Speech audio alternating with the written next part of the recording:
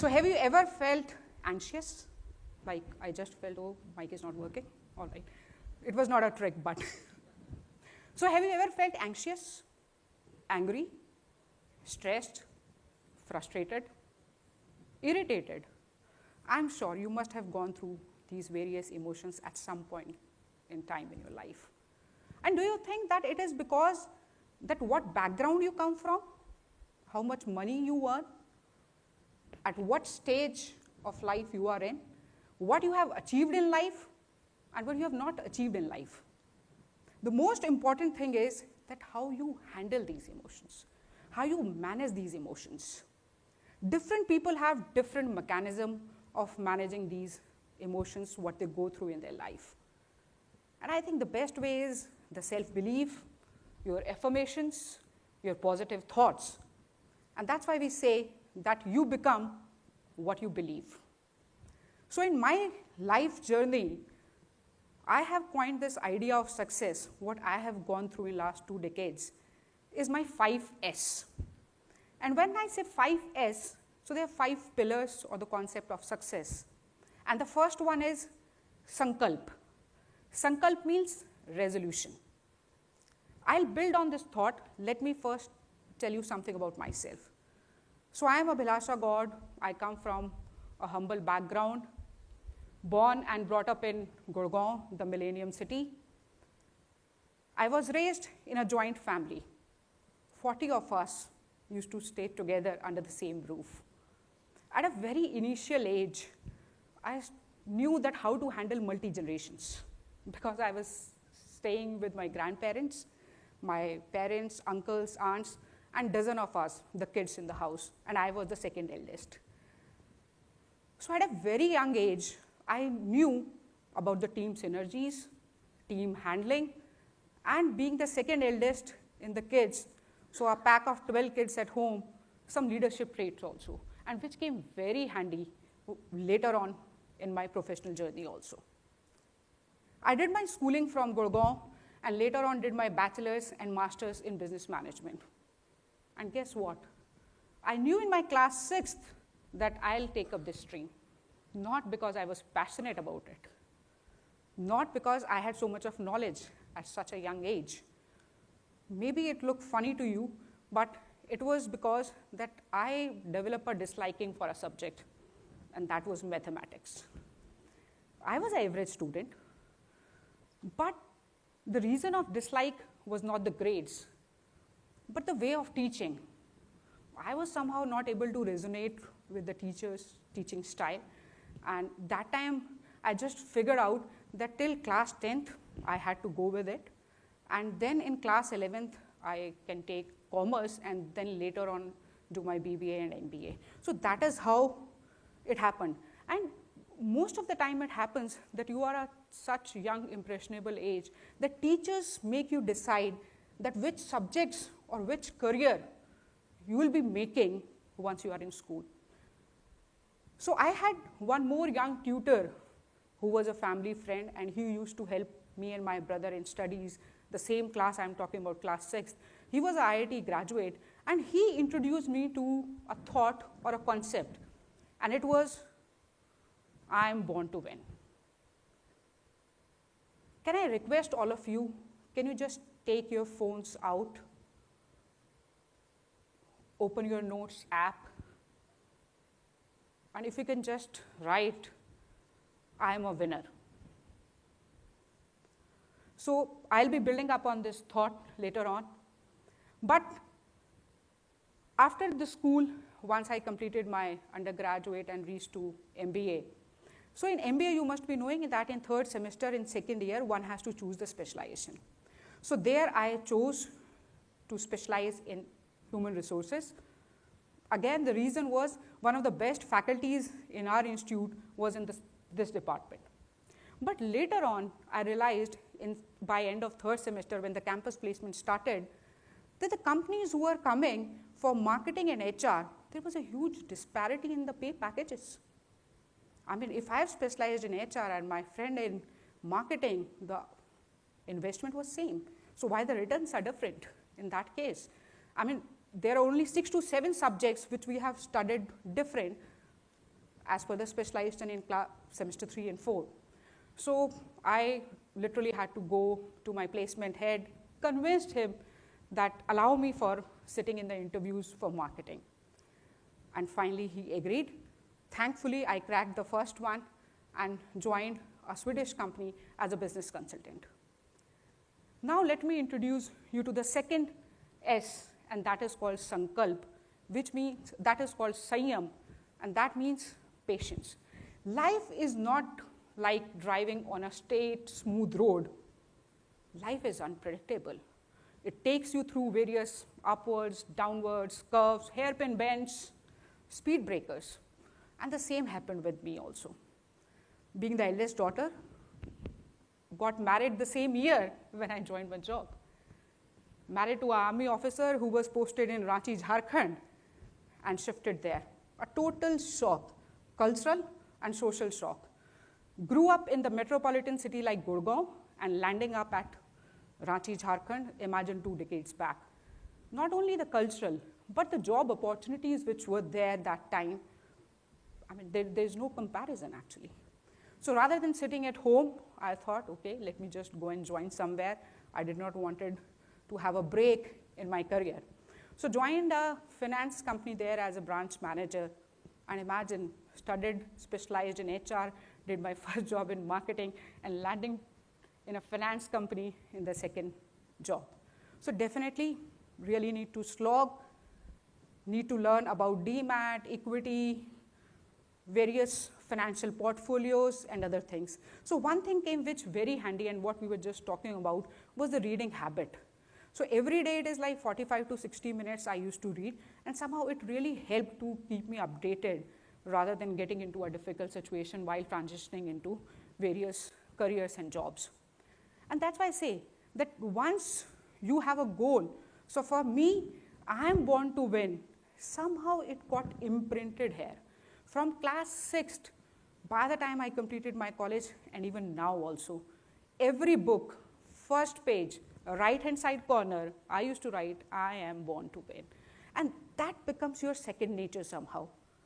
It is not that you'll always win, but that's how I said initially that how you manage these emotions is more important. How you come out of your setbacks, that is more important. So this Sankalp or this resolution stayed with me once I shifted there, and there is no instant recipe also for success. So one need to have patience. The challenges were not only in the professional front, where I joined this finance company, and I joined almost 1/4 of my salary. So a huge pay cut, what you get.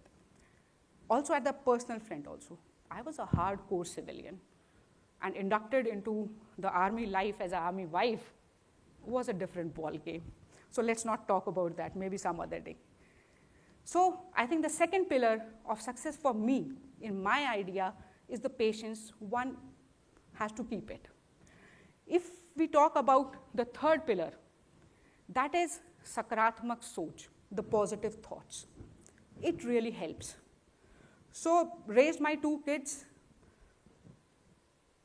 shifted almost 8 times, lock, stock, barrel, the entire house across the country, different transitions in the job, even joined academia for some time as when the kids were young, later on transitioning back to corporate, breaking the glass ceiling, stereotyping of age, gender, geographies. I come from a non-tech background, but reaching to a leadership position, that too in tech industry, was quite a challenge. And it was not easy. So same way, your life will also be unpredictable. As I said, it is not a smooth road. But one has to keep resonating and visualizing what sankalp you have done or what resolution you have taken with the patience in your heart and positive thoughts in your mind. Let me just tell you one more instance. When we were in Ranchi, so first time we had to go back to our hometown in Gurgaon, and it's an annual leave what we have in army, so a 30 days leave. So I planned everything, packed my house because we were leaving. So evening we had to catch the train, and morning my husband came and told me, sorry, because of some unavoidable reason, the leave got cancelled. And I was like, I got all those emotions, frustration, stress, anxiety, anger, almost all of them. That time I didn't understood what he said, and he, as a Fauji husband, he told me कि जाने के लिए भी तैयार and ना जाने के लिए भी तैयार. I was like, what is this? So you have to be ready for doing something and not ready. I mean, ready for not doing also and not doing also. And that's why later on I realized that successful people are not those who plan ahead, but successful people are those who plan for setbacks, for failures, for the unpredictable things which might come in. So I think so that positive thoughts have to be there in mind. Let me ask you, how many of you stand in front of mirror, I mean, once you go out of your house, maybe for your school, college, or your workplace? Once you look yourself in the mirror, what do you ask? How am I looking? Yes, and trust me, the self-image what you create in front of mirror, and you negate the negative energies, that is this color matching, how am I looking fine? So if you feel that you are confident, the same energy will flow throughout the day. You will feel good throughout the day. So I think it is very, very important that you must stand in front of mirror and say, hey, I am looking good. I am confident. And the same energy will be there, just like the perfume what you have sprayed will follow you in all your tasks in the day. So let me introduce you to the fourth pillar now. And the fourth pillar is support, Sahyog. You are not alone in your life journeys. You have your parents, your spouse, your kids, your family, your friends, even your colleagues. Do you think once you reach the top of your career and you are alone, will you be happy? So I think success with happiness is a good recipe in that case. But yes, sometimes I often hear people talking about that if a woman has to be successful and to climb the ladder of her career, then the ecosystem, the people around need to be really supportive. But trust me, it is same for men also. So that ecosystem has to be created, not for women, but for men. And that is how, once you really require the inner peace and happiness with your success, so Sahyog is very, very important. So that support is required. So now I have told you the 4 principles already. So the first one was your Sankalp, the resolution. Second was you have to have patience, that is Sanyam. Third was positive thoughts in your mind to navigate through various challenges, and that is Sakaratmak Soch. And fourth is support or Sahyog from all the people who are there in the ecosystem. And to club all 4 and align, the 5th principle is Samavesh. Samavesh means inclusiveness.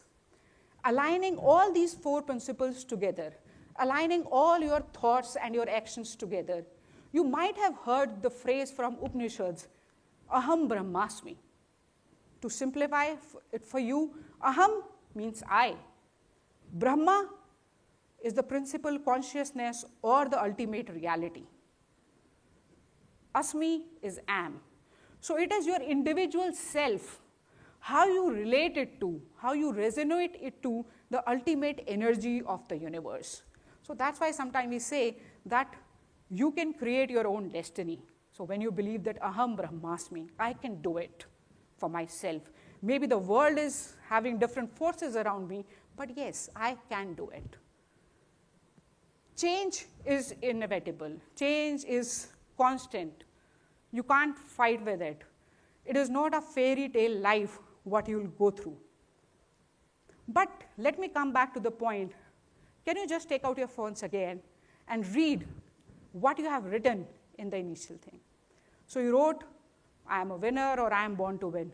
Imagine the same thought if every young child, while growing up, they have in their mind that I am born to win. I mean, it's not about themselves, but the transformation, what they can get for our developed nation, the Viksit Bharat. What we are envisioning, that in 2047, once we complete 100 years of independence, our nation should be a developed nation. You might be knowing that the kids who are born in January 2025, they are the beta generation. And these are the kids who will be entering the workforce of the developed nation. So do you think we need to change something in our education system? Because at my times, we entered the computer labs with shoes out, as if I'm entering into a puja ghar. But the generations, the exposure what generation X, Y, millennials, or alpha had is something different. But I think if we really want to reach to that developed nation, Viksit Bharat stage, I think few things we can change, and we can change the ABCD. And when I say ABCD, I literally mean A for apple, B for boy, or C for cat. You know why it started? It was easy for a parent or a teacher to tell the child that this is the object, you learn it, you relate it, and you learn alphabets. What if we want to keep the pace with the technology the way it is evolving? So A for artificial intelligence, B for blockchain, C for cyber or cloud, D for data science, I for IoT, or S for sensors. And trust me, it will not be difficult. You can tell a child that once you go somewhere and the door opens, the glass door opens. Once you put your hand under a tap and the water flows, that's IoT or a sensor. Once you are speaking to Alexa and asking the choice of your songs or poems, that's machine learning. Once you are playing a song from your phone to a speaker, that's Bluetooth. So maybe the basic fundamentals of these technologies can be taught to kids in the pre-primary level. And just imagine the kind of horizon, the vision they will be able to explore once they'll grow up. It's unmatchable. And that is how we transform not only self, but the nation as a whole. So in a nutshell, if I talk about, then as I said, that life is not a smooth journey. What we need to do, maybe we need to have your own affirmations, your own resolutions. Don't think that you are late. You are in 20s or 40s, and now it is too late. But today also, you can find out your calling, that this is what I want to believe. And in the end, I'll only say what Buddha said, that what you believe, you become. What you feel, you attract. What you imagine, you create. So create a world which is good for us, which is good for our country, because we are born not to lose, we are born to win. Thank you so much.